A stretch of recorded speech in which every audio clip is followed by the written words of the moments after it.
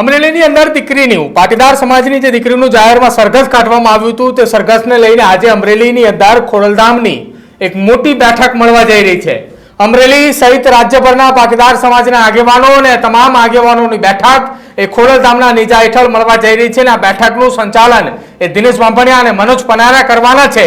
જો કે દિનેશ બાંભણિયા એ સતત નરેશ પટેલના સંપર્કમાં છે અને નરેશ પટેલના આદેશ અનુસાર ખોડલધામના નેજા હેઠળ જે અમરેલી જિલ્લાની અંદર આજે પાટીદાર સમાજની મોટી બેઠક જે મળનારી છે, આ બેઠકની અંદર મહેશ કસવાલા સાથે જ કૌશિક વેકરિયા અને ભરત સુતરિયા ત્યાં પહોંચી ચૂક્યા છે। દ્રશ્યોની અંદર પણ દેખાઈ રહ્યા છે આ તમામે ભારતીય જનતા પાર્ટીના નેતાઓ ત્યાં પહોંચી ચૂક્યા છે। જો કે ગોપાલ ઇટાલિયા, અલ્પેશ કથિરિયા પણ અમરેલી પહોંચ્યા હોવાની માહિતી મળી રહી છે અને તેઓ પણ આ બેઠકની અંદર પહોંચી રહ્યા છે। આ દ્રશ્યો જોઈ રહ્યા છો એક ખાનગી સ્થળ ઉપર જે આ બેઠકો મળી રહી છે, આ બેઠકની અંદર પાટીદાર સમાજના મોટા આગેવાનો અને મોટા નેતાઓ પહોંચી ચૂક્યા છે। જો કે આ બેઠકની અંદર એ તમામે નિર્ણય લેવામાં આવશે કે નિર્ણય થકી પાટીદાર સમાજની દીકરીને તત્કાલ જેલની અંદરથી બહાર કાઢવા માટેની તૈયારીઓ જે છે તે ખોડલધામ સમિતિના આગેવાનો દર્શાવી રહ્યા છે। જો કે આ તમામ વાતોની વચ્ચે તમામ જે નિર્ણય લેવાના છે તેની વચ્ચે કૌશિક વેકરિયા, ભરત સુતરિયા અને મહેશ કસવાલા આ તમામ નેતાઓ એક સાથે આ બેઠકની અંદર પહોંચ્યા છે। ગઈકાલે ભરત સુતરિયાનું 18 સેકન્ડનું નિવેદન આવ્યું હતું। જો કે ત્યારબાદ મહેશ કસવાલાનું પણ એ નિવેદન આવ્યું હતું।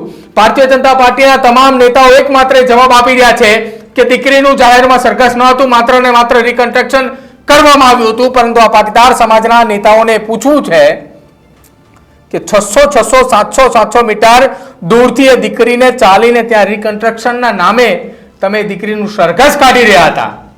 જ્યારે આ તમામ જગ્યા ઉપર આ મીડિયા આજે આખો વિડીયો અને આખો આ મામલો મીડિયા સમક્ષ આવ્યો ત્યાં સુધી તમે કેમ ચૂપ રહ્યા હતા એ મહત્વની વાત છે।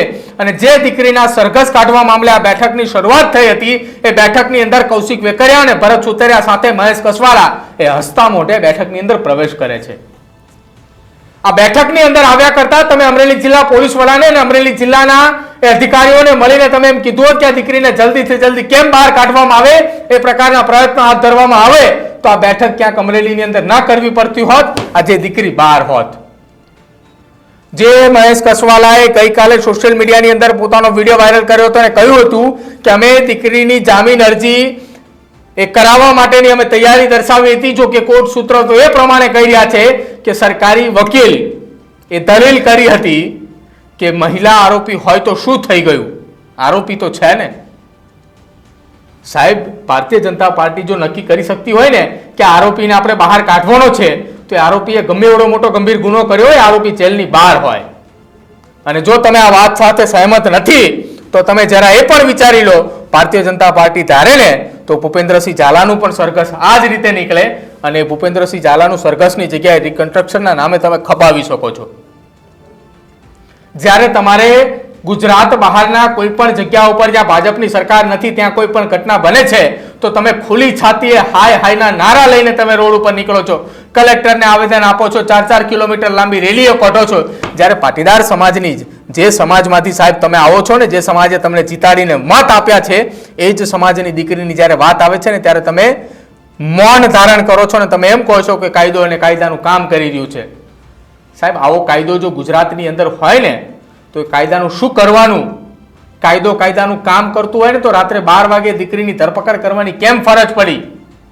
પહેલો સવાલ આ ધારાસભ્યો જે તમે ખુલીને બોલ્યા હતા ને એ ધારાસભ્યો તમે જઈને તમારા જિલ્લા પોલીસ વડાને પૂછજો કે કાયદો કાયદાનું કામ કરતું હતું ને તો કેમ એ કાયદાની વિરુદ્ધ જઈને મોડી રાત્રે દીકરીની ધરપકડ કરવી પડી? સાહેબ થોડી જો શરમ હોય ને તો હસતા મોઢે બેઠકની આવ્યા પહેલા તમે જિલ્લા પોલીસ વડાને મુલાકાત કરી અને તમે 2 ફોટા એમના અપલોડ કર્યા હોત ને કે અમે જિલ્લા પોલીસ વડાને મુલાકાત કરી છે અને અમે આ દીકરીને જલ્દીથી જલ્દી જેલમાં બહાર આવે તે પ્રકારની તૈયારી દર્શાવી છે તો ક્યાંક અમારે પણ તમારા વિશે આવા 2 શબ્દ ના બોલવા પડ્યા હોત। આપનું શું માનવું છે? અમરેલી જિલ્લાની અંદર ખોડલધામ સમિતિના નેજા હેઠળ જે બેઠક મળી છે ને બેઠકની અંદર પાટીદાર સમાજના મોટા આગેવાનો નેતાઓની સાથે જે વ્યક્તિની છબી ખરડવા મામલે આખું આ સરઘસની શરૂઆત થઈ હતી એ વ્યક્તિ પણ બેઠકમાં પહોંચ્યા પરંતુ હસતા મોઢે પહોંચ્યા। શું માનવું છે આપનું એ અમારા કમેન્ટ સેક્શનની અંદર જણાવજો। અમારી ચેનલ ન્યૂઝ રૂમને આપ આજે જ લાઈક કરજો, શેર કરજો અને સબસ્ક્રાઇબ કરવાનું ભૂલતા નહીં। નમસ્કાર।